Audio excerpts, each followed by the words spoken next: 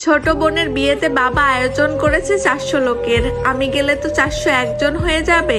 অতিরিক্ত একজনের দায়িত্ব বাবা নিতে পারবে না, তাই যাব না। একটা কোর্স করতে যখন দেশের বাইরে ছিলাম তখন রবিন নামের এক বাংলাদেশি ভাইয়ের সাথে রুম শেয়ার করে থাকতাম।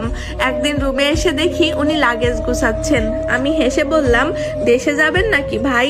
সে তো দেখি মহা খুশি। রবিন ভাই লাগেজের চেনটা লাগিয়ে হাসি মুখে বলল, ভাই 8 বছর পর দেশে যাচ্ছি, মনে তো আনন্দ হবেই। ছোট বোনটাকে এতটুকু দেখে এসেছিলাম আর এখন তারই বিয়ে হয়ে যাচ্ছে।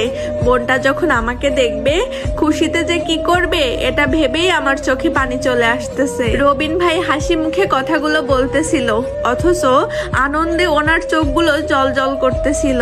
এমন সময় রবিন ভাইয়ের বাবা ফোনে ওনার কাছে জানতে চাইলো, কিরে শুনলাম তুই নাকি দেশে আসবি?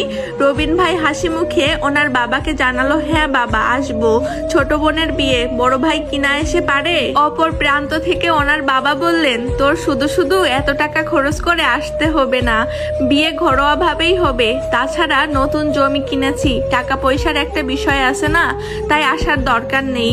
বাবার সাথে কথা বলা শেষে রবিন ভাই যখন ছোট বোনকে জিজ্ঞেস করলো, কিরে তুইও কি চাস আমি তোর বিয়েতে না আসি? ছোট বোন বলল, এমনিতেই বাবা অনেক টাকা খরচ করছে, 400 জন লোকের খাওয়ার ব্যবস্থা করতে হচ্ছে, গরু খাসি কিনে এনেছে।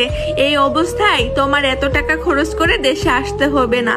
রবিন ভাই ফোনটা রেখে যখন লাগেজ থেকে কাপড়গুলো নামাচ্ছিল তখন ওনাকে জিজ্ঞেস করলাম, ভাই আপনি দেশে যাবেন না? চোখের পানি মুছতে মুছতে রবিন ভাই বললেন, বাবা বিয়েতে আয়োজন করেছে 400 লোকের, আমি গেলে তো 401 জন হয়ে যাবে। একজনের দায়িত্ব বাবা নিতে পারবে না, তাই যাব না। সেদিন নিজ চোখে একজন প্রবাসীর কষ্ট দেখেছিলাম একজন প্রবাসীর সাথে তারই কাছের মানুষগুলো কেমন নির্মম আচরণ করে। প্রতিদিন কাজ শেষ করে রবিন ভাই তার রুমে এসে ছোট ভাইকে ফোন দিত আর বলতো বাড়ির আশপাশটা একটু ভিডিও করে পাঠাতে, কিন্তু ছোট ভাই বিরক্ত হয়ে ফোন রেখে দিত।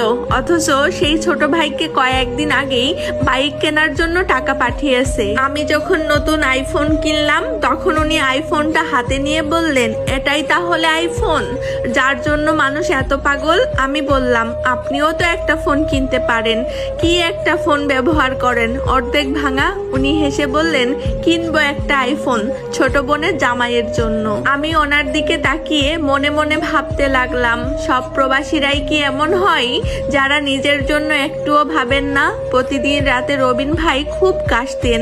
একদিন ওনাকে বললাম, ভাই এবার অন্তত একটা ডাক্তার দেখান, আপনার শরীরের অবস্থা খুব একটা ভালো না। উনি কাশতেই বলতেন, এখানে ডাক্তার দেখাতে যত টাকা খরচ হবে সেই টাকা দিয়ে বাবা নতুন একটা জমি কিনতে পারবে। আমি রেগে বলতাম, তাই বলে নিজের জন্য কিছুই করবেন না? উনি হেসে বলতেন, কয়েকদিন পর ডাক্তার দেখাবো, আসলে ছোট ভাইটা নতুন ব্যবসা করবে, তার জন্য আলাদা টাকা পাঠাতে হবে। এই অসুস্থতার কারণেই রবিন ভাই একদিন হুট করেই পরপারে পাড়ি জমান। ফোনে যখন ওনার বাবাকে বিষয়টা জানালাম তখন উনি খুবই কান্না করতেছিলেন। কিন্তু যখন বললাম আমি লাশ পাঠানোর ব্যবস্থা করতেছি, কিন্তু লাশ দেশে পাঠাতে হলে 2.5 লাখ টাকার মতো লাগবে, আপনারা টাকার ব্যবস্থা করুন, তখন ওনার গলার স্বর পাল্টে গেল। উনি আমতা করে বললেন, এত টাকা? যে ছেলে জীবিত থাকতেই দেশে আসতে পারলো না, তার লাশ দেশে এনে কি করব? তোমরা ওখানেই কিছু একটা ব্যবস্থা করে ফেলো। শেষবারের মতো ভিডিও কলে আমার ছেলেটার মুখটা একটু দেখাও তো। আমার তখন ইচ্ছে করতেছিল ওনার মুখে থুতু মারি, যে কিনা নিজের সন্তানকে টাকা বানানোর মেশিন ছাড়া কিছুই ভাবতো না। এরপর ছোট ভাইকে যখন ফোনে বললাম, তোমার ভাই তো তোমার জন্য কত কিছু করেছে, তুমি না হয় একটু লাশটা নিয়ে যাওয়ার ব্যবস্থা করো। ছোট ভাই তখন উত্তর দিল, ভাই নাকি তার জন্য কোনো কিছুই করেনি। এরকম উত্তর ছোট বোনও দিল। অথচ এই ভাই বোনের সকল শখ আহ্লাদ বড় ভাই বিদেশ কামলা খেটে পূরণ করেছে। চোখের সামনে একটা মানুষের লাশ পড়ে আছে, অথচ আমার মনে হচ্ছে এটা মানুষের লাশ নয়, এটা একটা টাকার মেশিন যেটা অচল হয়ে গেছে, এখন কারোরই চাহিদা নেই। এটা একটা হতভাগা প্রবাসী ভাইয়ের স্টোরি।